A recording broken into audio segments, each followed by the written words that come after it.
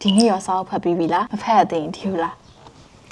ဒီနေ့မှာတော့ဆရာအောင်သိန်းရဲ့ကိုပြဋ္ဌာန်းခြင်းဆိုတဲ့စာအုပ်လေးကနေပြီးတော့သင်ခန်းစာလေးတွေကိုမိနစ်ပိုင်းအတွင်းမှာအနှစ်ချုပ်လေးပြပြမှာဖြစ်ပါတယ်ဆိုတော့စာအုပ်လေးဖတ်ဖို့ ready เนาะနံပါတ်1သင်ခန်းစာလေးကိုအရင်ပြောမယ်နံပါတ်1သင်ခန်းစာလေးကတော့ကလေးတွေကိုလူရသွင်းပါတဲ့ကလေးတွေကိုလူရသွင်းမှလူရဝင်မယ်လို့ရေးထားတာဖြစ်ပါတယ်ဆရာအောင်သိန်းကတော့ထုံးစံတိုင်းပါပဲဆရာကြီးကလူငယ်တွေအတွက်ခွန်အားဖြစ်တဲ့စာလေးတွေကိုအမြဲရေးပေးနေရှိတယ်ဒါကြောင့်မို့လို့လည်းကျွန်မဒီနေ့ဖတ်ပြပေးတာပေါ့နော်ခုနေ့ရွယ်တူတူငယ်တငယ်ချင်းတွေအတွက်ရောဒီမောင်လေးညီမလေးတွေအတွက်ရောဒါကိုကြည့်နေကြတဲ့ကိုဦးတော်တော်ရှိလို့ရှိရင်လည်းတစ်ခါလေးကြည့်လို့ရပါတယ်ခါလေးလာလို့ရပါတယ်ကလေးတွေကိုလူရသွင်းခြင်းအကြောင်းနဲ့ပတ်သက်ပြီးပြောထားတော့ခုနဆရာရဲ့စကားအတိုင်းကျွန်မရဲ့အဖြစ်အပျက်လေးကိုကျွန်မပြောပြချင်တယ်ပေါ့နော်ဒီကျွန်မတို့ငယ်ငယ်တုန်းကကြတော့တခုဆိုလို့ရှိရင်အရန်ကိုမှတက်ကြွတယ်ကလေးတုန်းကဆိုရင်လေကျွန်တော်တို့အကုန်လုံးဟိုမှာအဝိရှော်မယ်ဆိုလို့ရှိရင်လည်းကိုကဝိုင်းဝီရှော်ပေးခြင်းနဲ့ဒါကတော့အဝိရှော်နဲ့ပတ်သက်ပြီးတော့ပေါ့နော်အများသောအားဖြင့်တော့ကျွန်မတို့တွေကဒီတနေရာကိုသွားတယ်ဆိုကြပါစို့ဒီကောင်းတဲ့တနေရာပေါ့နော်ကျွန်တော်တို့ဒီဟိတ်ခန့်ရှိရဲ့နေရာတခုကိုကျွန်တော်တို့သွားတယ်ဆိုရင်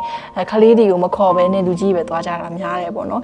်ဒါပေမဲ့ကျမတို့တွေကခလေးတွေကိုအဲ့လိုနေရာမျိုးကိုကျမတို့တစ်ခေါက်လောက်တော့ experience ရအောင်ခေါ်တင်တယ်ဒါကကြတော့ဘယ်လိုမျိုးခြေတွေမှာခေါ်တင်လဲဆိုကျမတို့ခလေးအရန်မဆူတဲ့အချိန်တွေပေါ့နော်အဲ့လိုမဆူအောင်လဲကျမတို့ထိန်းချောင်းတင်တာပေါ့နော်ဒီအရန်ခလေးတွေမကဲကြအောင်ပေါ့နော်ခလေးတော်ကတော့ကဲတက်တယ်ဆိုပြီးမဲ့အရန်လုံးကျူးမဖြစ်အောင်ပေါ့ဘာဖြစ်လို့လဲဆိုတော့ခလေးတွေကိုအဲ့လိုမျိုးနေရာသွားတော့မှသူတို့ကြီးလာရင်ဒီနေရာတွေမှာသူတို့ရောက်ခဲ့တယ်ဒီနေရာမှာ experience ကဒီလိုရှိပါလားဒီနေရာကလူတွေကဒီလိုရှိပါလားဆိုတော့အမျိုးကိုကျမတို့တွေကငယ်ငယ်တည်းကအဲ့လိုလေလောကကြီးရဲ့အကြောင်းကိုမြင်အောင်ပြထားမှာပေါ့နော်။မပွဲခန်းတိုင်းသွားရင်ဒီလိုနေရတယ်ဆိုတော့ကလေးတွေကကျမတို့သင်ပေးထားမှဒီလူရသွင်းထားမှကျမတို့တွေကြီးလာတဲ့အခါမှာသူ့ဟန်နဲ့သူနေတတ်သွားမှာပေါ့နော်။ကျမတို့အဲ့လိုမဟုတ်ဘူးကလေးတွေရှုပ်ပါတယ်မလိုက်နဲ့ဆရာကြီးပြောတဲ့ဥပမာတွေမှာပါတယ်ပေါ့။စာအုပ်ဆိုလို့ရှိရင်လည်းကလေးတွေမကင်နဲ့ပြဲမယ်စုပ်မယ်ဆိုတဲ့ပုံစံမျိုးလေးလုပ်ကြရပေါ့နော်။စာအုပ်ကိုအိတ်ချင်ကြကလေးတွေကအရန်ကြောက်သွားတာ။ကလေးတွေစာအုပ်မြင်တာနဲ့ကင်ပြဲမယ်သူတို့တွေအဒါကြီး heavy ဖြစ်သွားတယ်ပေါ့နော်။ overwhelm ဖြစ်သွားတယ်ပေါ့အင်္ဂလိပ်စကားနဲ့ဆိုရင်အဲ့လိုမျိုးမဖြစ်စေအောင်လို့ကျမတို့ငယ်တည်းက laboratory ဖြစ်အောင်လို့ပုံမြင်စာအုပ်လေးပဲဖြစ် personal development ဆိုလို့ရှိရင်လည်းဒီစက်ကြောတက်လေးတွေအတွက်ပေါ့နော်အဲ့လိုပုံစံမျိုးပေါ့ပပဖြစ်အောင်လို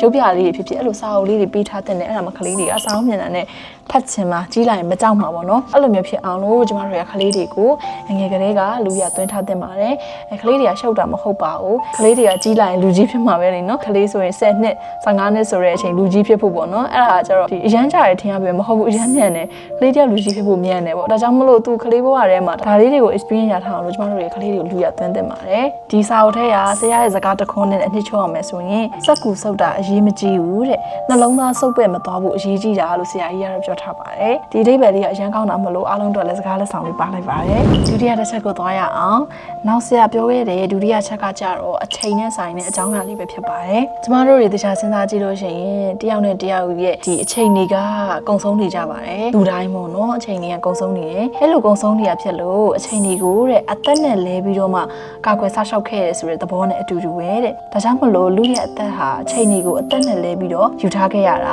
ာအချိန်ကိုတန်ဖိုးထားမှဘဝကတန်ဖိုးရှိမှာပေါ့အချိန်ကိုတန်ဖိုးထားရင်ကိုယ်အသက်နဲ့ဘဝကိုလည်းတန်ဖိုးမထားရရောက်ပါတယ်တဲ့အဲ့လိုမျိုးဆရာကတော့ပြောထားတယ်ဒီတော့ကျမတို့ကတရားကိုထပ်ပြီးတော့မှဆဲချဲ့ပြီးစဉ်းစားကြည့်မယ်ဆိုရင်ကျမတို့ရဲ့ကိုယ်ပိုင်အချိန်တွေဆိုတာကကျမတို့ဝေးကလေးကအချိန်တွေကစပြီးကောင်တောင်းလုပ်နေပြီပေါ့နော်ကျမတို့ဒီခလီဘွားတွေကနေပြီးတော့ကြီးတဲ့အထိဒါကိုယ်လည်းအသက်ကြီးတာတလို့အခုအချိန်တွေကလည်းကုန်လာတယ်ပေါ့နော်ပြောချင်တာကတန်းတဲ့အချိန်တွေနဲ့ကုန်ဆုံးလာကြတယ်ဒီတော့အချိန်ကိုတန်ဖိုးမထားလို့ဆိုရင်ကိုယ့်အသက်ကိုတန်ဖိုးမထားနဲ့အတူတူပဲ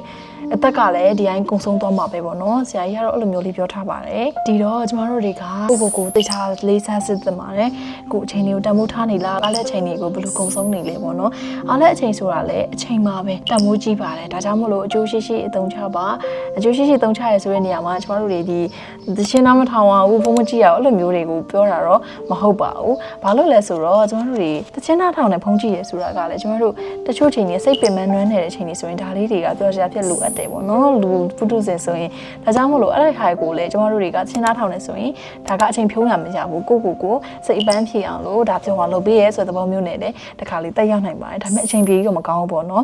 ်ဒါကြောင့်မို့လို့ဒီအချိန်ဆိုတဲ့သင်ခန်းစာလေးကနေပြီးတော့ကျူးရှိရလေးတွေကိုသင်ယူလိုက်ရမယ်လို့ထင်ပါတယ်ဒါဆိုရင်နောက်၃ချက်မြောက်ချက်ကိုသွားရအောင်နော်နံပါတ်3သင်ခန်းစာလေးကတော့ဘဝတတိလို့ခေါ်ပါတယ်ဘဝတတိဆိုတာကဘာလဲ ဘဝတတိဆိုတာကိုအရန်ကောင်းတဲ့စကားလုံးလို့တော့ကျွန်မမြင်ပါတယ်ဆရာကြီးပြောထားချက်အရလောကဓာတ်တရားကတဲ့အထက်အကျကြုံရတဲ့အခါမှာကျမတို့တွေဘာကိုဆွဲကင်ကြမလဲပေါ့နော်အဲ့ဒီလိုမျိုးကျမတို့တစ်နေ့မှတွေးမိပါလိမ့်မယ်တဲ့ဟုတ်ပါတယ်ကျမလည်းတွေးမိပါတယ်ဆယ်ကျော်သက်တွေပေါ့နော်ကလေးတုန်းကတော့မသိတာဘူးကိုချစ်ကြတယ်ဒါပေမဲ့ဆယ်ကျော်သက်ကနေပြီးလူကြီးဖြစ်လာပြီဆိုရင်ကိုလိုတဲ့သူတွေကကိုမှုလို့ချစ်တဲ့သူတွေရော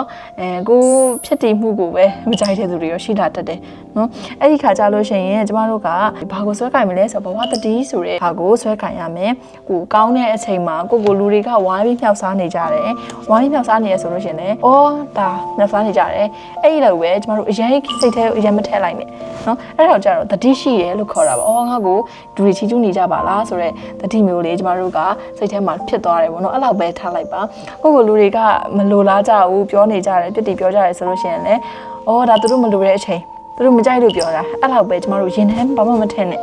အဲ့လိုမျိုးကိုဆရာကြီးကနေပြောထားဖြစ်ပါတယ်နော်ဆိုတော့ဘဝတတိဆိုတာကသူတို့ကောင်းလို့ကောင်းတယ်ပြောကြတာပဲဒီတိုင်းပဲမကောင်းဆိုတော့အော်သူတို့မကောင်းပြောကြအဲ့လောက်ပဲကျမတို့တွေကဒီအရာအလုံးကိုအဲ့လောက်ပဲလွှတ်ချတတ်ပါစေပေါ့နော်ကဲဒါဆိုရင်ကျမဒီနေ့မှာတော့အစားကတော့နံပါတ်3ထိပဲဗီဒီယိုလေးကိုလုပ်ပေးဖို့စိတ်ကူးထားပေမဲ့ကျမသဘောကျတဲ့စာပိုက်လေးလေးကြံနေသေးရဖြစ်လို့တခါလေးပြောလိုက်ချင်ပါတယ်အဲ့ဒါကတော့ပညာဆိုတဲ့အကြောင်းလေးပါဆရာကြီးအောင်သိန်းကပညာနဲ့ပတ်သက်ပြီးတော်တော်များများရှိပါတယ်တရွေ့ဖွဲ့ဆိုချက်တွေလည်းဒါအများကြီးရှိတယ်ပေါ့နော်ဆရာလက်ခံထားတဲ့ပုံလေးဒါပေမဲ့တစ်ခုနဲ့တစ်ခုတူညီမှုရှိတယ်အဲ့ဒီတဲကမှကျွန်တော်ဒီစာပိုက်လေးကိုလည်းသဘောထက်ကြပြန်တယ်ဒါကြောင့်မို့လို့ပြောပြမယ်ပညာဆိုတာကတဲ့အကြောင်းကိုတွေးလိုက်ရင်အကျိုးကိုတွေးလိုက်ရင်အကြောင်းရင်းကိုစူးစမ်းနေတာတခြင်းဖြစ်ပါတယ်တဲ့နော်ဒါလေးကအရန်ကောင်းတဲ့စကားလေးကိုကျွန်မမြင်တယ်တေချာလေးအဓိပ္ပာယ်ဖွင့်ဆိုကြည့်ရအောင်နော်အကြောင်းကိုတွေးလိုက်ရင်ဆိုတာဥပမာကျွန်တော်တို့ဒီ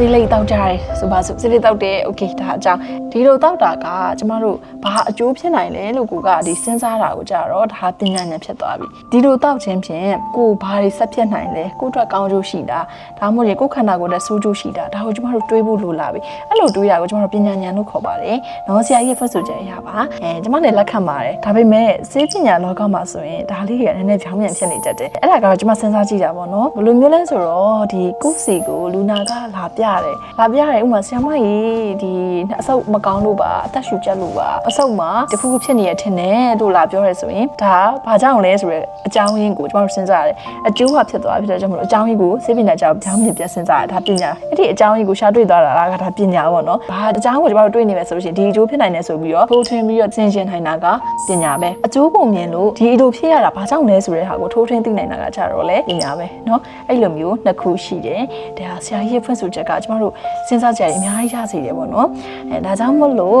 ဒီနေ့ဗီဒီယိုကနေပြီးတော့ဆရာအောင်သိန်းရေကိုပြဋ္ဌာန်းခြင်းဆိုတဲ့စာအုပ်လေးကိုသင်ခန်းစာလေးဖတ်ပြလိုက်ရပါတယ်စာအုပ်လေးကတော့ထူပါတယ်ဒီထက်မှအရန်ကောင်းတဲ့သင်ခန်းစာတွေအများကြီးရှိပါသေးတယ်ဖတ်ကြည့်ပါလူတိုင်းအတွက်အသုံးဝင်ပါလိမ့်မယ်ဒါပေမဲ့ကျွန်မဒီနေ့မှာတော့ဒီလေးခုလေးကိုကျွန်မဖတ်ပြပါတယ်ဘာလို့လဲဆိုတော့ကျွန်မပြောနေကြပဲပေါ့နော်ဇာရေးဆရာတွေရဲ့စာအုပ်လေးတွေကိုကျွန်မကကိုယ်တိုင်ဝယ်ပြီးတော့ဖတ်ဖို့ပို့ပြီးအားပေးပါတယ်ဘာလို့လဲဆိုတော့ဇာရေးဆရာတွေရဲ့အသိပညာတွေကအရန်ကိုမှကောင်းတယ်လူငယ်တွေအတွက်ဘဝအတွက်အကျိုးအရန်ရှိပါတယ်စာအုပ်ဖတ်ထားတဲ့သူတွေစာပေလေ့လာတဲ့သူတွေဆိုဘူးတရတွေပူများတယ်နော်အဲ့ဒီတော့အသိပညာကလည်းဆင်ခြင်နိုင်ပါတယ်ဒါကြောင့်မလို့ဒီသင်ခန်းစာလေးတွေကိုကျွန်မဒီအချင်းချင်းလေးပြီးသွားရင်တေချာလေးတွေဝယ်ဖတ်ကြပါဒီလိုဝယ်ဖတ်ခြင်းအပြင်မြန်မာစာပေလောကကိုလည်းအားပေးရရောက်ပါတယ်တိုးတက်စေပါတယ်အားလုံးပဲဆင်ပြေကြပါစေဒီနေ့ဗီဒီယိုလေးကတော့ဒီလောက်ပါပဲကျွန်မကတော့ Econ Insight ရဲ့မာယာဖြစ်ပါတယ်ဆိုတော့နောက်ဗီဒီယိုမှာတွေ့ကြပါမယ်ရှင်အားလုံးကောင်းသောနေ့လေးဖြစ်ပါစေ